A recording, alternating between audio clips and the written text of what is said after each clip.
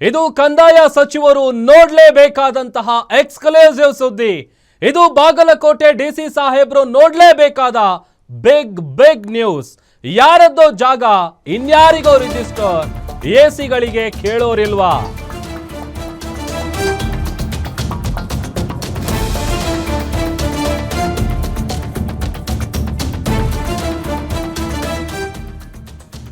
ಕಂದಾಯ ಸಚಿವರು ನೋಡಲೇಬೇಕಾದಂತಹ ಎಕ್ಸ್ಕ್ಲೂಸಿವ್ ಸುದ್ದಿ ಇದು. ಬಾಗಲಕೋಟೆ ಡಿಸಿ ಸಾಹೇಬ್ರು ಕೂಡ ನೋಡಲೇಬೇಕಾದಂತಹ ಬಿಗ್ ನ್ಯೂಸ್. ಯಾರದ್ದೋ ಜಾಗ ಇನ್ಯಾರಿಗೋ ರಿಜಿಸ್ಟರ್, ಎಸಿಗಳನ್ನ ಕೇಳೋರು ಹೇಳೋರು ಯಾರು ಇಲ್ವಾ? ಜಮಖಂಡಿ ತಾಲೂಕಿನಲ್ಲಿ ಏನಾಗ್ತಾ ಇದೆ? ಗ್ಯಾರಂಟಿ ಎಕ್ಸ್ಕ್ಲೂಸಿವ್ ನಿಮ್ಮ ಮುಂದೆ ಬಿಚ್ಚಿಡ್ತಾ ಇದ್ದೀವಿ. ಗ್ಯಾರಂಟಿ ನ್ಯೂಸ್, ಮೆಗಾ ಜಮಖಂಡಿಯ ಬಿಗ್ ನ್ಯೂಸ್ ಅನ್ನ ನಿಮ್ಮ ಮುಂದೆ ಬಿಚ್ಚಿಡ್ತಾ ಇದ್ದೀವಿ. ಕಂದಾಯ ಸಚಿವರಂತೂ ಮಿಸ್ ಮಾಡದೆ ನೋಡಬೇಕಾದಂತಹ ಎಕ್ಸ್ಕ್ಲೂಸಿವ್ ಸುದ್ದಿ ಇದು. ಯಾಕಂತಂದ್ರೆ ಯಾರದ್ದೋ ಜಾಗ ಇನ್ಯಾರಿಗೋ ರಿಜಿಸ್ಟರ್ ಆಗಿದೆ, ಎಸಿಗಳನ್ನ ಕೇಳೋರಿಲ್ವಾ? ಜಮಖಂಡಿ ತಾಲೂಕಿನಲ್ಲಿ ಅಸಲಿಗೆ ಏನ್ ನಡೀತಾ ಇದೆ?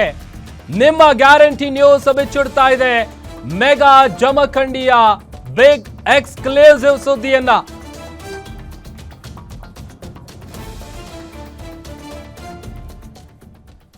ಎಸ್, ಇದು ಕಂದಾಯ ಸಚಿವರು ನೋಡಲೇಬೇಕಾದಂತಹ ಎಕ್ಸ್ಕ್ಲೂಸಿವ್ ಸುದ್ದಿ. ಬಾಗಲಕೋಟೆ ಡಿಸಿ ಸಾಹೇಬ್ರು ನೋಡಲೇಬೇಕಾದಂತಹ ಬಿಗ್ ನ್ಯೂಸ್. ಜಮಖಂಡಿ ತಾಲೂಕಿನ ಎಸಿಗಳ ವಿರುದ್ಧ ಗಂಭೀರವಾದಂತಹ ಆರೋಪ ಇದೆ.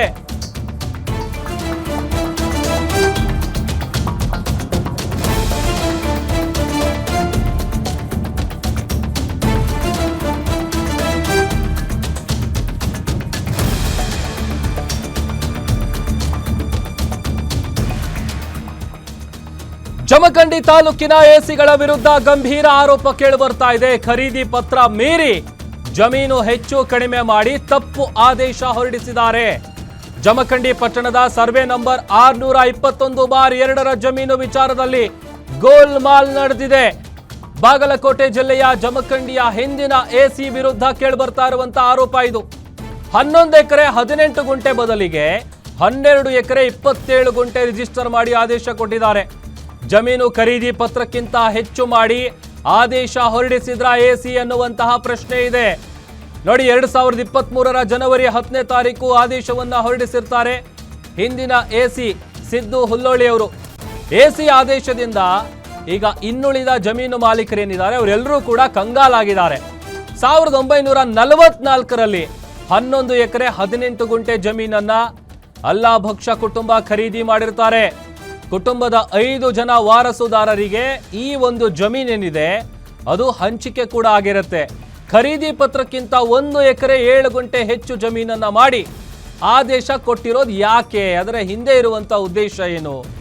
ಎಸಿಯವರ ಎಡವಟ್ಟಿಗೆ ಅನ್ಯಾಯಕ್ಕೊಳಗಾದವರಂತಹ ಕುಟುಂಬದಿಂದ ಆಕ್ರೋಶ ವ್ಯಕ್ತವಾಗ್ತಾ ಇದೆ. ಒಟ್ಟು 11 ಎಕರೆ 18 ಗುಂಟೆ ಜಾಗ ಇರೋದು, ಬಟ್ ಆದ್ರೆ 12 ಎಕರೆ 27 ಗುಂಟೆ ರಿಜಿಸ್ಟರ್ ಮಾಡಿ ಆದೇಶ ಕೊಟ್ಟಿರೋದು ಯಾಕೆ? ಅದರ ಹಿಂದೆ ಇರುವಂತ ಉದ್ದೇಶ ಏನು? ಯಾಕಾಗಿ ಗೋಲ್ಮಾಲ್ ನಡೆದಿದೆ? ಜಮೀನು ಖರೀದಿ ಪತ್ರ ಏನಿರುತ್ತೆ ಆ ಪತ್ರಕ್ಕಿಂತ ಹೆಚ್ಚು ಮಾಡಿ ಆದೇಶವನ್ನ ಹೊರಡಿಸಿದ್ರ ಎಸಿ ಅನ್ನುವಂತ ಪ್ರಶ್ನೆ ಇದೆ. 2023 ಸಂದರ್ಭದಲ್ಲಿ ಜನವರಿ 10ನೇ ತಾರೀಕು ಈ ತರದೊಂದು ಆದೇಶವನ್ನ ಕೊಟ್ಟಿರ್ತಾರೆ ಎಸಿ ಸಿದ್ದು ಹುಲ್ಲಳ್ಳಿ ಅವರು. ಎಸಿ ಆದೇಶದಿಂದ ಈಗ ಜಮೀನು ಮಾಲೀಕರೇನಿದ್ದಾರೆ ಅವರು ಒಂದು ರೀತಿ ಕಂಗಾಲಾಗಿದ್ದಾರೆ. 1944 ಸಂದರ್ಭದಲ್ಲಿ 11 ಎಕರೆ 18 ಗುಂಟೆ ಜಮೀನನ್ನು ಖರೀದಿ ಮಾಡಿರ್ತಾರೆ ಒಂದು ಕುಟುಂಬ, ಅಲ್ಲಾಭಕ್ಷ ಕುಟುಂಬ. ಈಗ ಕುಟುಂಬದ 5 ಜನ ಸದಸ್ಯರೇನಿರ್ತಾರೆ ಅವರಿಗೆ ಈ ಜಮೀನು ಹಂಚಿಕೆ ಕೂಡ ಆಗಿದೆ. ಆದರೆ ಇಲ್ಲಿ ಹುಟ್ಕೊಳ್ತಾ ಇರುವಂಥ ಪ್ರಶ್ನೆ, ಖರೀದಿ ಪತ್ರಕ್ಕಿಂತ 1 ಎಕರೆ 7 ಗುಂಟೆ ಹೆಚ್ಚು ಜಮೀನು ಮಾಡಿ ಆದೇಶ ಕೊಟ್ಟಿದ್ದು ಯಾಕೆ? ಎಸಿ ಅವರು ಮಾಡಿದಂಥ ಎಡವಟ್ಟಿಗೆ ಇದೀಗ ಅನ್ಯಾಯಕ್ಕೊಳಗಾಗಿರುವಂಥ ಕುಟುಂಬದ ಸದಸ್ಯರು ಬಹಳ ಆಕ್ರೋಶವನ್ನು ಹೊರ ಹಾಕ್ತಾ ಇದ್ದಾರೆ. ಆ 5 ಜನ ಕುಟುಂಬದ ಸದಸ್ಯರ ಹೆಸರನ್ನು ಕೂಡ ನಾವು ನಿಮಗೆ ತೋರಿಸ್ತಾ ಇದ್ದೀವಿ. ಅದರ ಜೊತೆಗೆ ಆ್ಯಕ್ಚುಯಲ್ ಆಗಿ ಆ 11 ಎಕರೆ 18 ಗುಂಟೆ ಏನಿದೆ ಅದರ ಬದಲಿಗೆ ಅಂದರೆ ಹೆಚ್ಚುವರಿಯಾಗಿ 1 ಎಕರೆ 7 ಗುಂಟೆ ಹೆಚ್ಚು ಜಮೀನು ಮಾಡಿದ್ದು ಯಾಕೆ? ಅನ್ಯಾಯ ಮಾಡಾದ ಡಿಸಿ ಅಂತಿಲ್ವಾಗಿ ಬಾಗಲಕೋಟೆ ಡಿಸಿ ಸಾಹೇಬರು ಕೂಡ ಈ ಸ್ಟೋರಿಯನ್ನ ಮಿಸ್ ಮಾಡದೆ ನೋಡಬೇಕು. ಜೊತೆಗೆ ಕಂದಾಯ ಸಚಿವರಂತೂ ನೋಡಲೇಬೇಕಾದಂಥ ಸುದ್ದಿ ಇದು.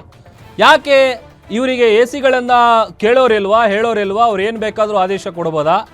ಯಾಕಂತಂದರೆ ಅವ್ರು ತಗೊಂಡಿದ್ದಂಥ, ಅವ್ರು ಪರ್ಚೇಸ್ ಮಾಡಿದ್ದಂಥ ಜಮೀನೇನಿದೆ ಅದು 11 ಎಕರೆ 18 ಗುಂಟೆ. ಬಟ್ ಆದರೆ 2023 ಜನವರಿ 10ನೇ ತಾರೀಕು ಕೊಟ್ಟಂಥ ಆದೇಶದ ಪ್ರತಿ ಏನಿದೆ ಅದನ್ನು ಗಮನಿಸಿದರೆ ಅದರಲ್ಲಿ 1 ಎಕರೆ 7 ಗುಂಟೆ ಹೆಚ್ಚು ಜಮೀನು ಮಾಡಿ ಆದೇಶ ಕೊಟ್ಟಿರೋದು. ಅದರ ಹಿಂದೆ ಇರುವಂಥ ಉದ್ದೇಶ ಏನು, ಸಾಕಷ್ಟು ಅನುಮಾನಗಳಿಗೂ ಕೂಡ ಕಾರಣ ಆಗ್ತಾ ಇದೆ. ಒಂದು, ಈಗ ಉಳಿದಂಥ ಜಮೀನು ಮಾಲೀಕರೇನಿದ್ದಾರೆ ಅವರು ಈಗ ಒಂದು ರೀತಿ ಕಂಗಾಲಾಗಿದ್ದಾರೆ. ಎ ಸಿ ಅವರು ಮಾಡಿದಂಥ ಈ ಎಡವಟ್ಟು ಬೇಕಂತ ಮಾಡಿದ್ದ ಅಥವಾ ಇದರ ಹಿಂದೆ ಇರುವಂಥ ಉದ್ದೇಶ ಏನು? ಈಗ ಅನ್ಯಾಯಕ್ಕೊಳಗಾಗಿರುವಂಥ ಕುಟುಂಬದ ಸದಸ್ಯರು ಎ ಸಿಗಳ ಎಡವಟ್ಟಿಗೆ ಬಹಳ ಆಕ್ರೋಶವನ್ನು ವ್ಯಕ್ತಪಡಿಸ್ತಾ ಇದ್ದಾರೆ.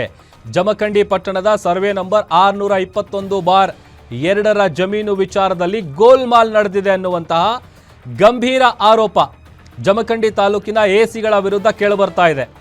ಖರೀದಿ ಪತ್ರವನ್ನ ಮೀರಿ ಜಮೀನು ಹೆಚ್ಚು ಕಡಿಮೆ ಮಾಡಿ ತಪ್ಪು ಆದೇಶ ಕೊಟ್ಟಿದ್ದಾರೆ. ಸೇಲ್ ಡೀಡನ್ನು ಗಮನಿಸ್ತಾ ಇದ್ದೀವಿ.